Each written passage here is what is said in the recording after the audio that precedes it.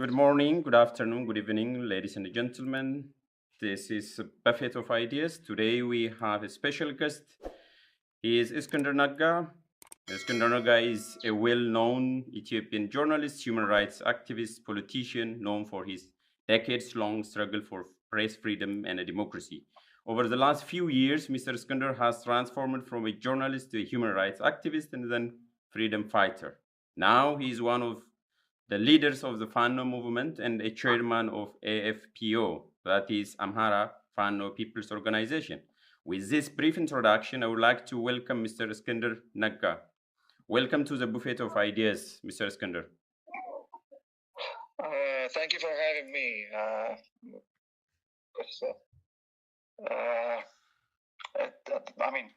have to be honest. From the very onset, I kind of feel awkward doing this interview in English with a fellow Ethiopian. But I have to do it because the whole intention of this interview is to reach the international community. We know that the international community, does not have the kind of quality information that it needs to make policy decisions regarding Fano and the situation in the Amhara region. So, in the interest of contributing something to that cause, I have come to do this interview. We would be able to deliver something to the international community from this interview. Of course, Ethiopians are also quite welcome to listen to the whole interview. But the intention is not the Ethiopian community. I just wanted to clarify that. The intention is the international community. As regards Ethiopians, we will do this interview in Amharic, God willing, at some other time.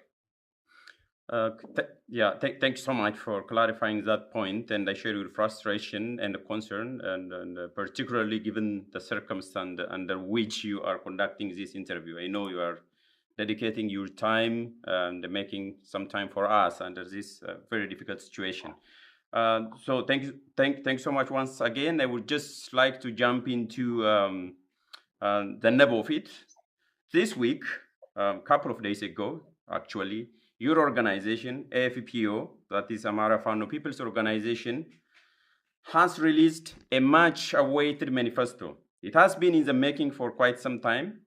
And why did it take you so long to finalize it? That's a good question.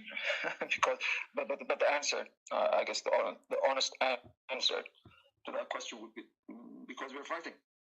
We are engaged in a full-scale war with the regime, and that consumes much of our time. So we have to do so many things at the same time, and we prioritize the war on the ground because it's a question of life and death for us. It's a question of prioritization. We have to survive daily. We are facing ambitions armed to the teeth, and it's in daily engagement. It's fighting daily to destroy us. So we have to prioritize that, and to that end, we had to wait about a year. It took about a year, by the way. It took about a year to do this, but eventually it has been done. And so it's better late than never. But you're right. It was late. We could have come with this much sooner. It wasn't done, but still, it's here now. So that's fair enough. So following the release of this document, the manifesto, I have been following media and closely monitoring the public reactions. Some welcomed it wholeheartedly, as you might be aware of, while others considered it a divisive move. What's your take on this? A divisive move? In what sense? I did not hear Some are saying that it is pretty much. I missed that part somehow, but I'm not on social media all the time. So maybe to clarify it, as you said, to clarify it to you, it is in a way that some people are saying it is a bit. Even though I was asking you myself that it took you too long, but on the other hand, people are saying that we can't have a manifesto until everybody is on board. If this clarifies it.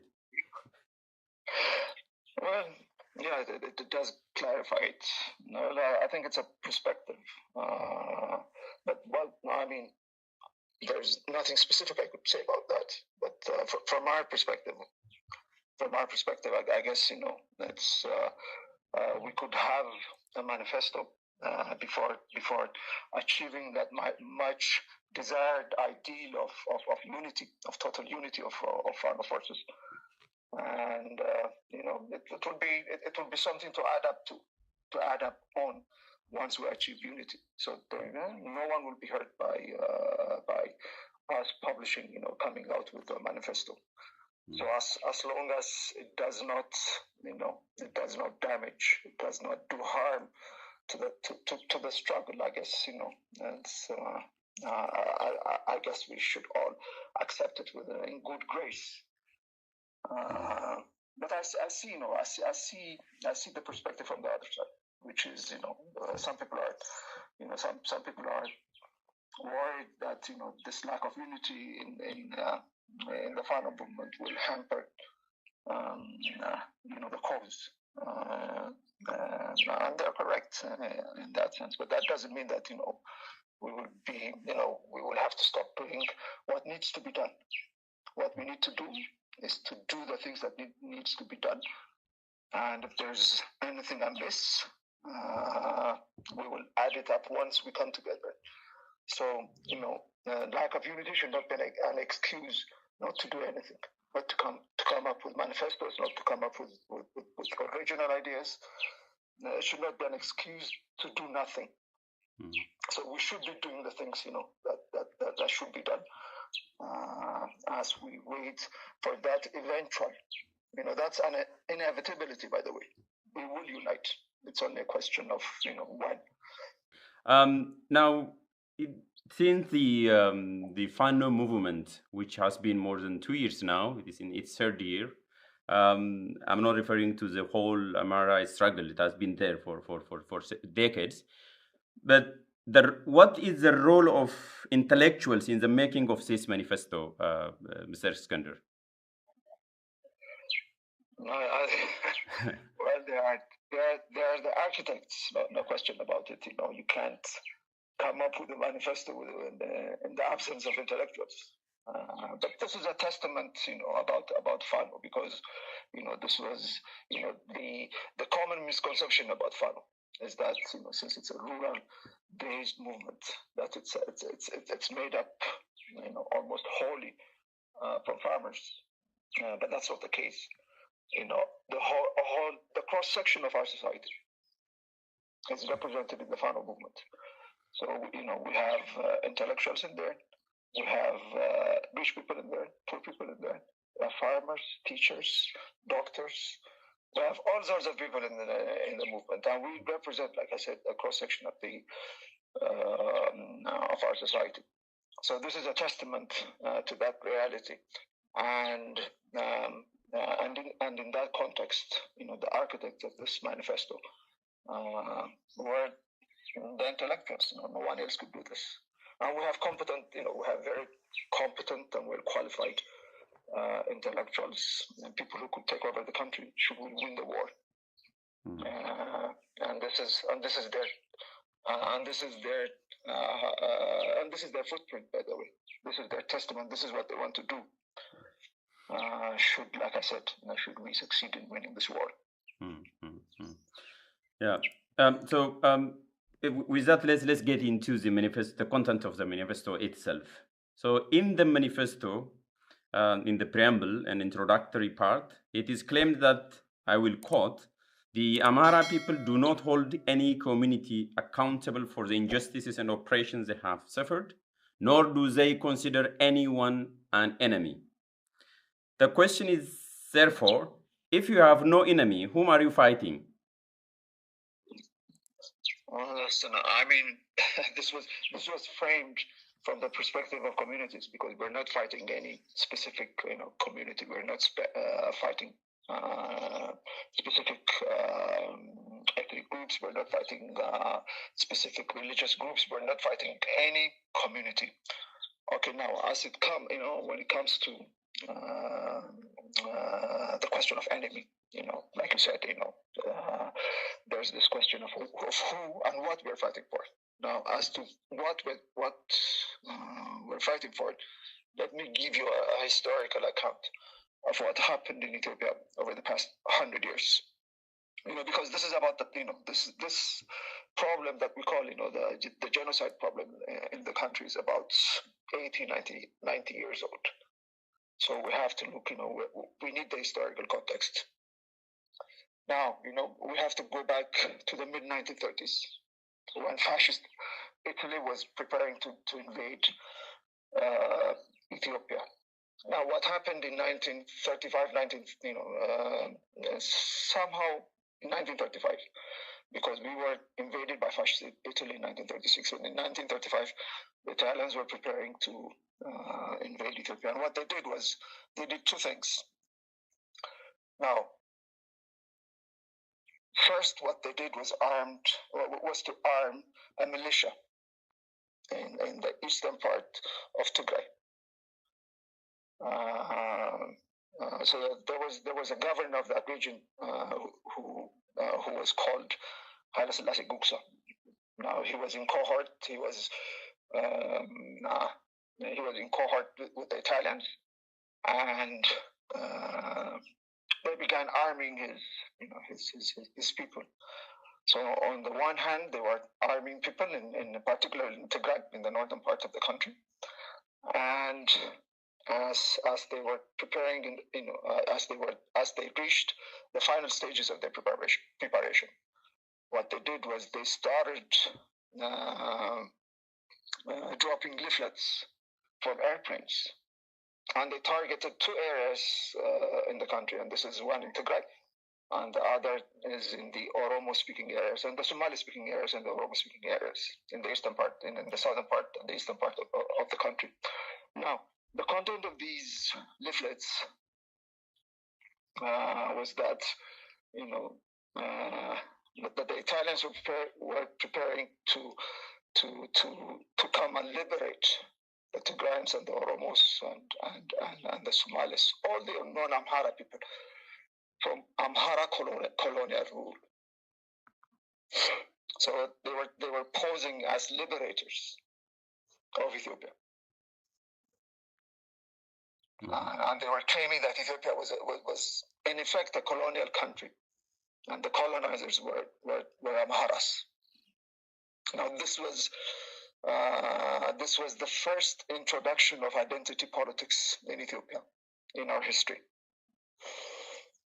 So, about 1936, like I said, after doing this propaganda work, and after arming a huge militia force in the eastern part of Tigray, by the way, which later became the first Woyani movement, by the way, after independence. They invaded Ethiopia, and they occupied the country for 5 years. Now, during those 5 years, there was fierce resistance to the invasion, particularly in the Amhara regions. Now, while fighting this resistance, the Italians, opted for, divisive tactics, to rally support, and this is what all invaders do. So what they started during the preparation, they intensified once they came into the country. So this, the 5 years was an era in which anti-Amhara propaganda was infused among Ethiopians in all throughout the country, not only in Somalia or Oromo and Tigray-speaking areas, but throughout the country. And they posed as liberators. like I said, of all non-Amhara communities in the country. Now, through the Italians, like I said, an anti-Amhara identity politics was I don't know what the proper word would be, but it was introduced into our society. After their expulsion after 5 years, unfortunately, they were ejected physically, but their thinking, the poison that they had introduced into our body politics stayed with us. Now, during those 5 years, you could read an account of the 5 years occupation in Ethiopia by the Italians. And the result that you'll get is that there was in contemporary terms we could call them ethnic cleansing, or we could call it genocide. It was the Italians specifically targeted the Amharas for mass killings. So you are claiming if I completely understood you, that the anti-Amhara rhetoric had been implanted during the Italian invasion of Ethiopia years ago, probably a century ago. Yeah. Correct. In fact, the politics of the ruling party, the PP. I will come to that. I have a specific question. Okay. I'm sorry. I'm going to ask you specifically about the current regime. But before, I'm saying their politics, the politics that they I mean their ideology, their perspective of our history, is derived from the Italian, is derived from the Italian version, because if you look at the PPP believes in identity politics. They have embraced identity politics, and they are perpetuating identity politics. And this is exemplified by their by their stance on the Constitution, because the Constitution itself, if you look at the genesis of the Constitution itself, and if you look at the genesis of this whole identity politics, it comes from the Italians. They were the ones who introduced it into our body politics. So yes, that's what I'm claiming. I'm claiming is, at the roots of the anti-Amhara politics that has dominated Ethiopia's politics for the past 6-7 decades, ever since the student movement of the 1960s was introduced by the Italians. But not the Italians, I shouldn't say that. That's a broad term, and that's not fair. By fascist Italy. The fascist regime. Essentially, this is. But I'm sorry. Yeah, the fascist regime. The fascist regime. I shouldn't say that Italians. That's a misrepresentation, because Italy is a highly civilized country, and fascism is an anomaly. It does not define Italy, so it's just a small part, a very tiny part of who the Italians, of Italian history. So we should be specific in, we should be very careful in specifying fascist Italy. So, but the whole point is, the politics of the student movement. This so-called nations and nationalities, the politics of nations and nationalities, and then that politics of nations and nationalities, that rhetoric about nations and nationalities, gave birth to liberation movement, to ethnic-based liberation movements. And what I'm saying is the genesis of all this is fascist Italy, because the whole point of fascism. Because their understanding of history is based on identity politics, by the way. And so are the Nazis. Both, Nazism and fascism is identity politics, and it's not also it's also not something that they came and imposed specifically on Ethiopia. That's who they are. They are a product of identity politics. They believe in identity politics, in race politics, of course, because race itself is an identity. So, this is when we fight, when we're fighting the PPP, the present ruling party, we are in effect fighting fascist Italy. So as to the question of who our enemies are, the PPP, the EPRDF, the present constitution is a manifestation. It's a maturation of the idea that Ethiopia is a colonial entity that was introduced by Italy. So it's that era in our politics. It's that it's that ideology. It's that world politics. It's that reading of history that we're fighting. We're not merely fighting. It's not about the prime minister. All right. It's not about it's not about the PP. It's about an era in our history in which identity politics has become the dominant political thought. The manifestation is of course the government. So we're fighting the government. I will. Yes. Okay. So you have made it very clear. But before leaving the issue of whom you are fighting and what are you fighting for, in the manifesto itself, in part 1, particularly in the introduction in part 1, there are references to all the glories, territories, of course, systemic human rights abuses, including genocide, and the post-regime transitional arrangement in part 3. So then the question is, are you fighting to stop these systemic human rights abuses, or overthrow the government and seize power, or both of them? Let me come to that narrative that that was specified in the manifesto. There was a revisionist history. There was revision of history. What termed as revisionist history in the West. Before in the interest of the identity politics that's dominant in our politics. That's to say,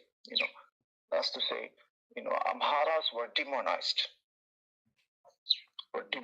In the interest of, like I said, saying that Ethiopia is a colonial entity run by the Amharas. They were demonized, and to do that, like I said, history was revised and rewritten to suit this narrative. Now, what we're saying in the manifesto is that this has to be corrected, and the correct historic history has to be corrected and depoliticized.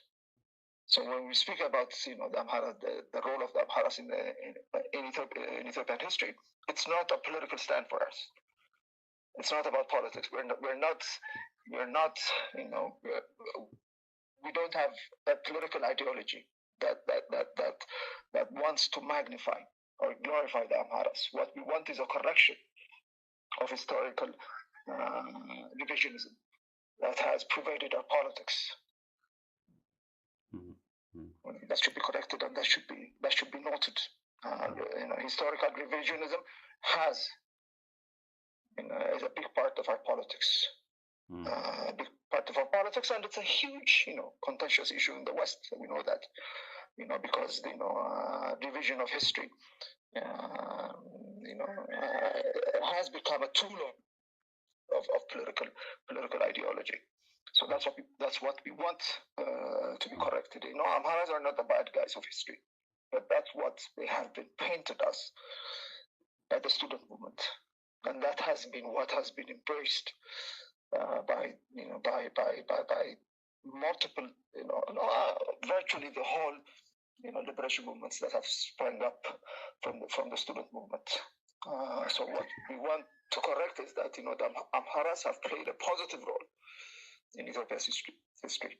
They're not the bad guys. There is no historical baggage, that could be assigned to the Amharas if we read history in its proper perspective. This deal, it was revised, for specific political purposes. And like I said, that's to demonize Amharas, to demonize Amharas, so that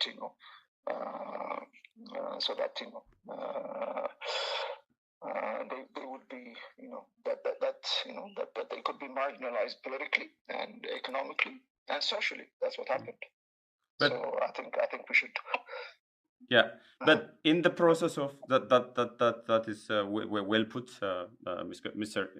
Eskendir. But in the process of rectifying historical injustices and revisionism, are you not also lending to cultural chauvinism and revisionist sentiment within the same manifesto? Well, I don't think so. Not in the manifesto. But there's danger that could happen. I admit that. Even in the manifesto itself. Even in the manifesto itself.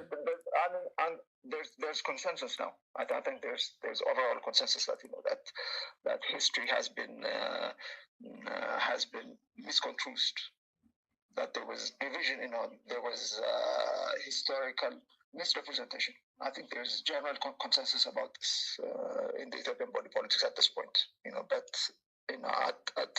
during the student movement days and during the APRDF days, it was the convention. The prevailing opinion was that the Amharas were the bad guys of history, and they have historical, and they have something to pay. They should compensate. They should compensate for their historical errors in contemporary times. So if they're marginalized politically, if they're marginalized economically, if they're marginalized, if they're kept low, that's kind of the historical compensation for what they have done in history. And we're challenging that. We are challenging that, not because we are Hamaras, because it's not the truth. That's not how Ethiopian history had unfolded. We just need to look at history, like I said, with impartial eyes. And we need, and more importantly, we need to correct our reading of history, to move beyond identity politics. What this nation needs, ultimately, is to move beyond identity politics. And to do that, the starting point is our reading of history, because that's where, that's the genesis. That's where, this demonization and this division has started. Fair enough. So, in the interest of time, then we will move to the other questions from the manifesto. You have made references to the current regime in different parts of the manifesto itself. So, how would you frame the current regime? I mean, the characteristics and whom it represents and what it is representing. For example, what makes it genocidal? In the manifesto, throughout the manifesto, it says not you, but the manifesto claims that it is a genocidal regime. So, what makes it genocidal? Well, okay. That's a good question. But first of all, we should look at the regime, the present regime, in its proper standing. The present regime is not 7 years old. Yes, the people in power are 7 years old. They have been in power only for 7 years. But the idea that they represent, the era that they represent, like I said, the genesis goes all the way back to the Italians. So this is an 80-year problem, not a 7-year problem. So this identity politics, this hate politics, this hate infused politics, specifically anti-Amhara ideology was infused into our society 80 years ago, and it has slowly evolved and come to the PPP.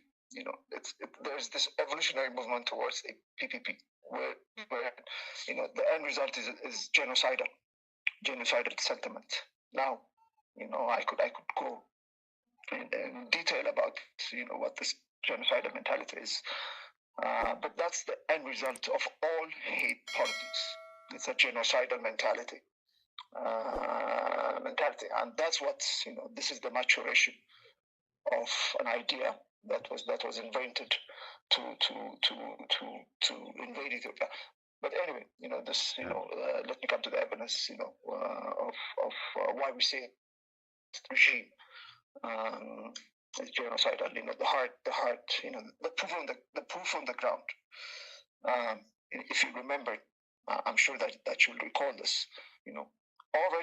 Between 2,000 and 3,000 people, and this is a conservative estimate in Wallagga. Including children, pregnant women, the elderly. No one was saved. By the way, there was no exception. Were mass slaughtered, were mass killed. In Wallagga, in one instance, by the way. This was in one incident. This was reported. This was reported not only by local news outlets, but it was also an international news. It did not get the kind of attention that it deserved. But nevertheless, this kind of atrocity, this kind of outrage, did manage to garner some international attention, and that's a visible evidence of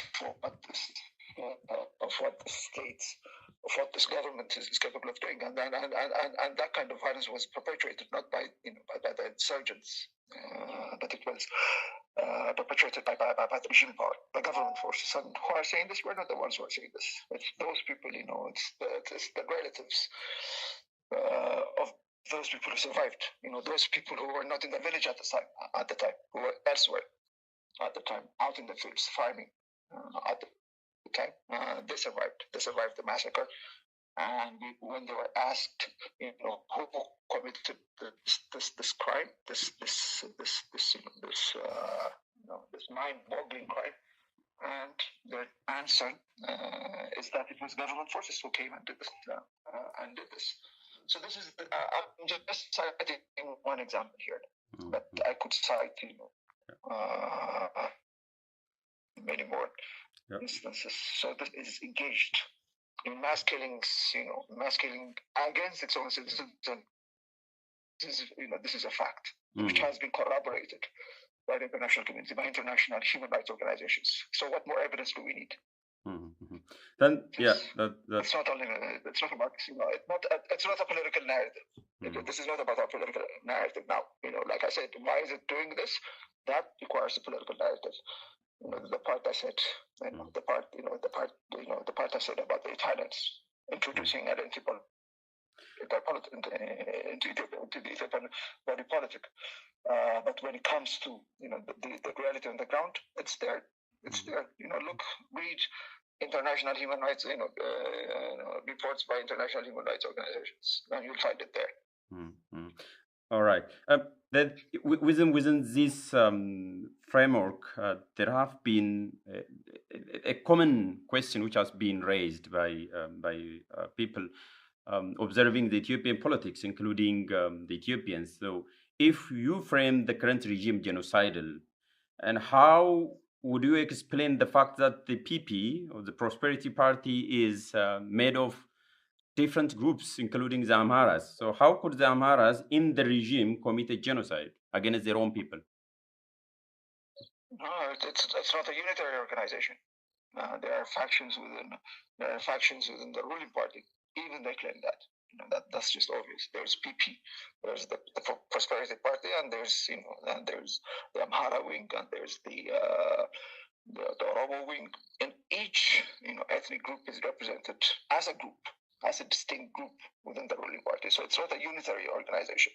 What they did was they carried over from the organizational principles of the PRDF, and that has not dissolved. Of course, they have come and said that they have established a unitary organization, but when you look deep into it, when you explore beyond the surface, what you'd find is that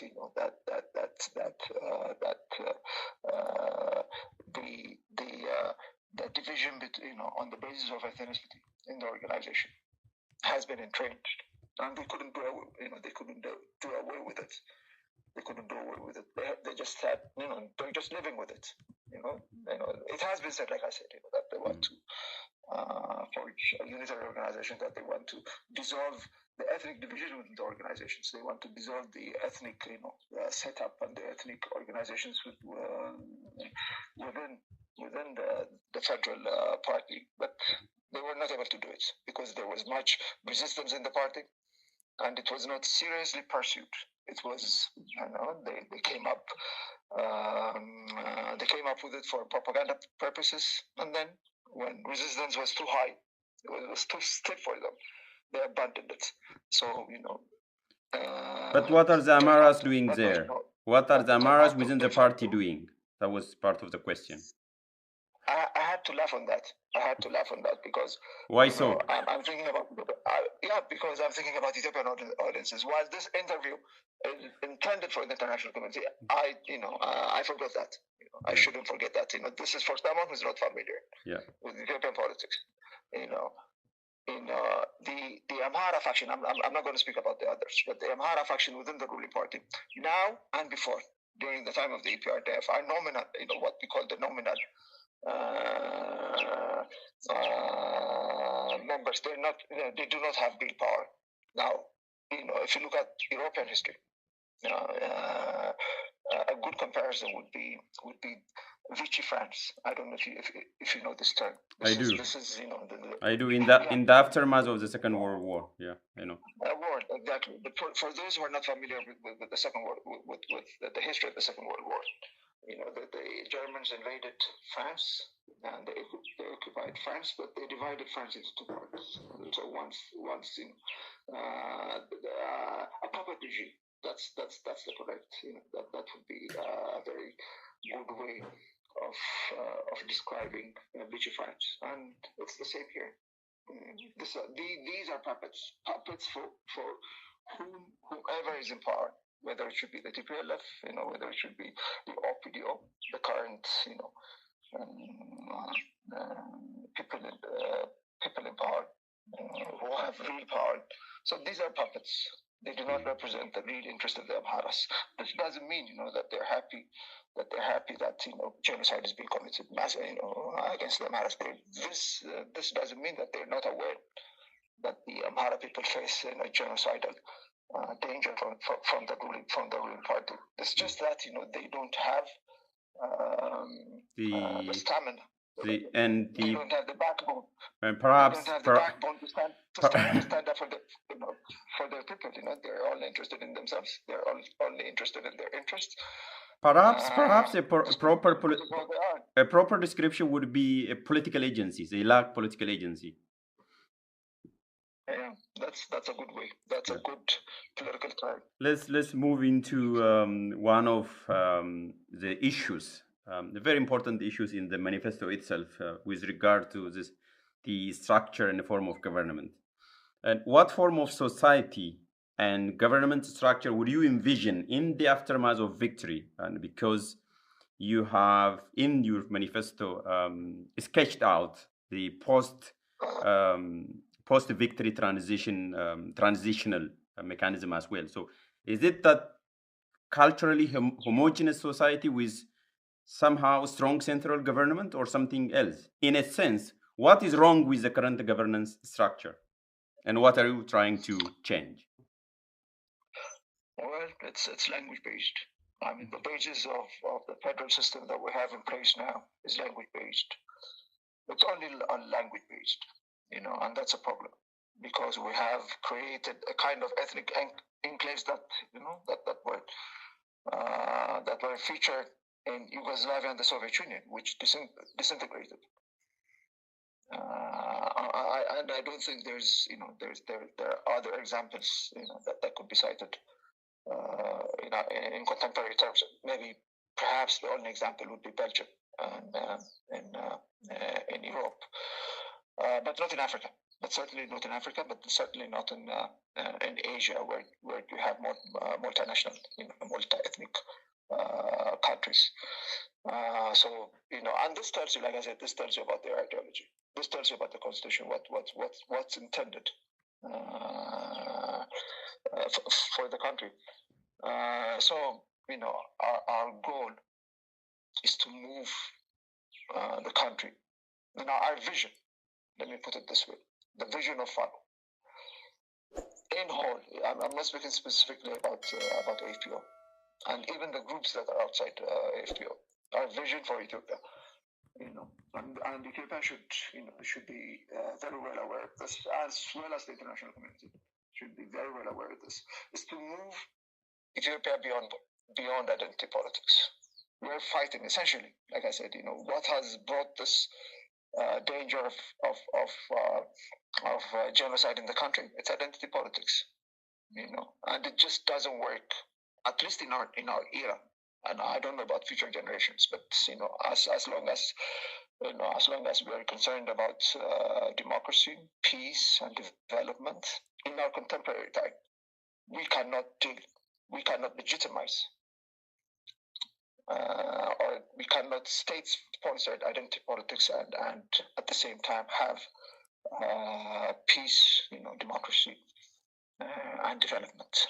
So we have to choose between peace and we have to choose between identity politics, state-sponsored identity politics. There will always be identity politics, but the question is whether it should be sponsored by the state. It should be constitutionally legitimized. And in that regard, we are the exception in the world.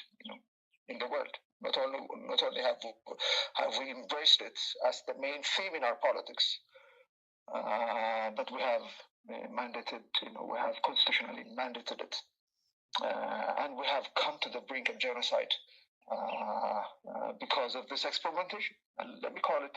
Let me give it the benefit of the doubt and call it experimentation. And this experimentation is not working.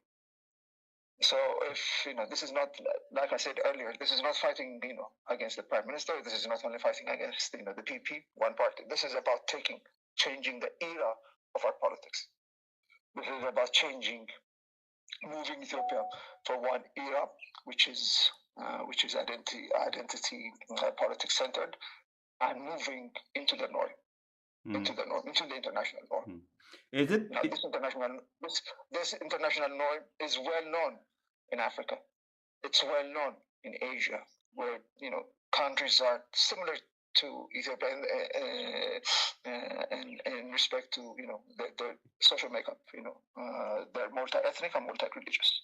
So we know how India has preserved its peace. We know how they have been able to build democracy and now move towards development. They have de-emphasized, at least not at the constitutional level. They have separated identity politics from the state. There is separation between state and identity politics, and the same is true throughout Africa, throughout all of Asia. So this is what needs to be done in Ethiopia, and this is our vision. This is the vision of for Ethiopia. This should be clear to the international community, despite the differences. There are many differences, and this is what the international community has been advising the ruling party for decades now. So this is our vision, and this is what makes FANO unique from other groups in the country. Our vision is different. Our understanding of the problem is different. All right. So in order to achieve that, thanks so much for your elaborate explanation.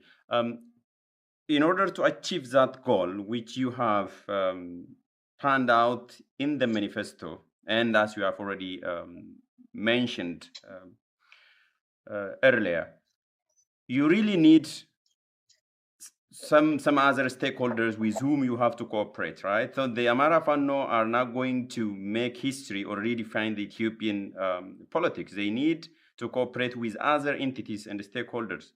In this regard, with whom and in what form will you cooperate with other stakeholders? I couldn't fully fathom that from the manifesto. That's why I'm asking.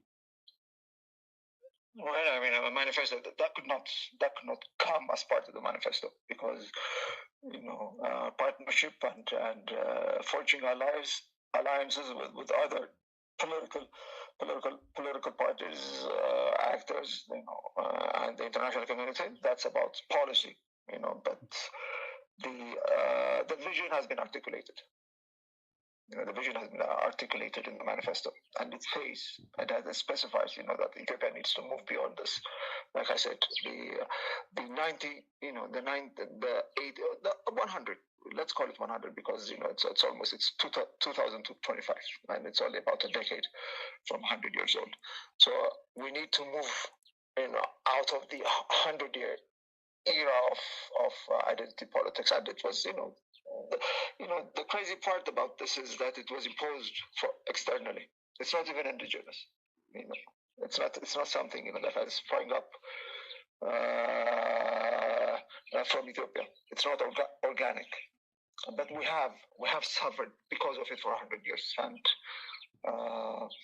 so that vision has been articulated, and we will find the partners, whether they should be Ethiopian partners, they should be or international partners, as we go along. And I'm sure there are plenty of actors, both local, both national, Ethiopian, and the international community who would be happy to see that there's a formidable force, political force that has a vision, in this sense. Because that's the only way that we could normalize Ethiopia's politics. This is, for us, this is a movement back to normalization. The moment this identity politics was embraced by the state in 1991, Ethiopia became the exception in Africa, and we need to go back, to the norm, to the convention. This experimentation, like I said, moving outside the convention, the African norm, is leading us. It has brought us to the brink of genocide. So, we're not the only ones who have recognized this. We're not unique in that aspect. What has been absent so far is, like I said, a formidable group, a group that has power. That is, that wants to do this over the past 3 decades. But this has been articulated so many times. This has been said so many times. But, no one, there has been no force, no credible force to reinforce, this position, to support this position. Now that has been, with the emergence of Fano, now we have that force that will speak for it, and an era that will speak for it. A country, a vision beyond identity politics. So, there are many actors that will come, but we want to make it clear that this is what this is what our vision is. All right. Particularly the international community. By the way, I'm going to ask you about the role of international community actually. So once you started on the diplomatic front and the role of international community, do you think that the international community truly understands Amhara's struggle? No, they haven't. That's why I'm doing this interview in English. They haven't. They don't understand.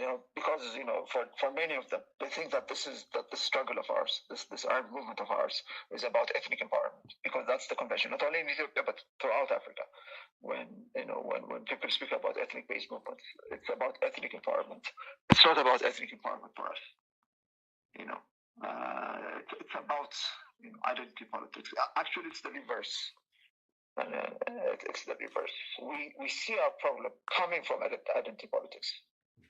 We see our problem coming from the politicization of ethnicity. So that makes us unique. Not only unique in Ethiopia, but unique throughout Africa. So we are not the conventional ethnic-based organization, and this message has not been delivered, has not reached the international community. And I hope this interview of ours will go some way in delivering delivering this message. So that's the core of our message. We're not to be lumped with all the other ethnic-based organizations. We are reacting to the crisis that has come from the politicization of identity politics, from the politicization of ethnic politics, from hate politics. So we are the antithesis of identity politics, of hate politics, of ethnic politics. And we want to be its antidote, ultimately, by the way. That's our vision. We want to be its antidote. Though we are an ethnic-based organization, we have to be an ethnic-based organization because we have to defend ourselves. We're not, we did not come about to fight for specific political programs or ideas. We sprang up as a knee-jerk reaction to violence by the state against our, on the basis of our ethnicity. So even our genesis, even the way that we came about is unique. It's not, it's not like other ethnic-based organizations, because the others have political, economic, and social ethnic grievances that led them to, that supposedly led them to establish ethnic-based organizations. That's not the case with us. We are just, we came about defending ourselves from violence by the state, and violence on a mass scale. And it's not even sporadic. It's not even isolated incidents. This was organized violence on a mass scale that was building up. And this is we did not even react at the first instance. We gave it time, and we have seen the problem growing. We have seen the problem growing over time, and at last we were forced to defend ourselves. So the way that we came about, the way that we understand our problem is unique. It's not like other ethnic-based organizations, and this is the message that the international community should get, I hope, from this interview, because we want to move Ethiopia from identity politics. We want to normalize Ethiopia's politics into the international law. We want to return to the international law. I hope the message is delivered somehow, not the whole message. I'm not claiming that one interview will be the silver bullet that will solve all the misrepresentation that there is about the Amhara movement. I'm not claiming that, but I hope somehow from this interview, the international community will have some idea about what we're fighting for. I hope so. With this, I know that we are conducting this interview, as I have stated from the outset, that under a very difficult situation. So for today, I would like to end with your final thoughts, and I hope that this is now going to be our last interview. So could you give us your final thoughts for today before we end this interview? Well, I've said many of the things that that I wanted to say, but even after having done that, I'm sure that once this interview is over, I'll go back and say, I should have said this, and I should have said that. This happens all the time. But nevertheless, the final words, words that to part with,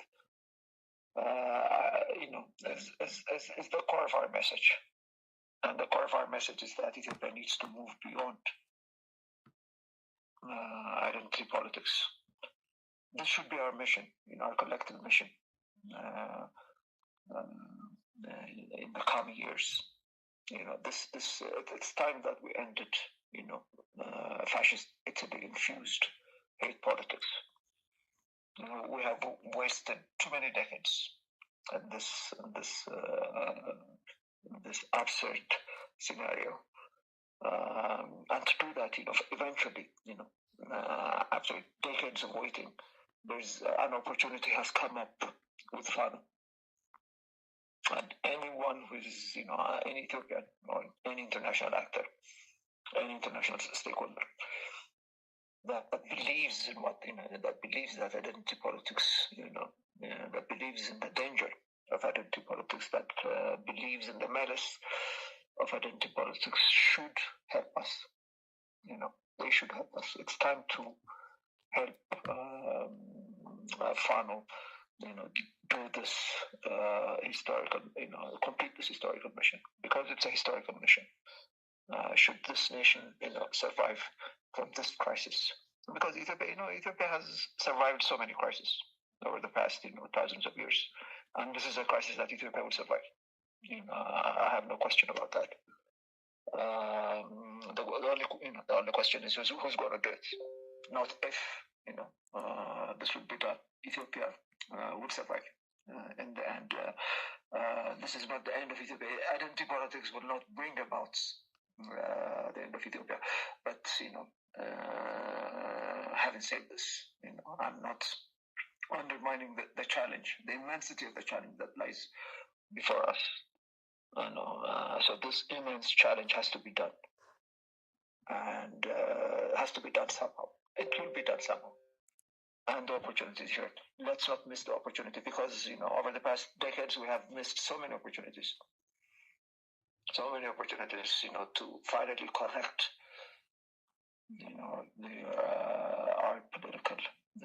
our political arena, and we must not waste this opportunity that has come through FANO. And should we miss this opportunity, perhaps the price that we would eventually pay from identity politics, from the crisis of identity politics, will be immense. It will. There are so many lives that to be saved if we could, shorten the lifespan of identity politics. It has matured and come to the stage where Ethiopia is now on the brink of genocide. This is how all identity politics eventuate, especially when they are infused with ethnicity. So it's about it's time that this comes to an end. The opportunity is here. So please, let's hook up, let's get together, and change this era, and move Ethiopia to an era of peace, democracy, and development, to normalization. Because Ethiopia needs normalization. We need to return to normalization. I guess that's all I have to say. Yeah, thank you so much. I would leave it to that, and I hope we shall hear from you very soon. And I wish you all the best with your health, and wish you long live at personal level, and have a good one. Thanks so much for talking to us. All right, thank you, Moges. We have to do this interview in Amharic too, because the main stakeholders in this issue are Ethiopians, and we have to get the message to them too. So I hope we will be able to do this at some point, not too far, not too distant in the future, but we should be able to do this sometime in the future. Yeah, I look forward to that, and thanks so much again. Well, thank you for your time, and thank you, for giving me this opportunity. All right, have a good one.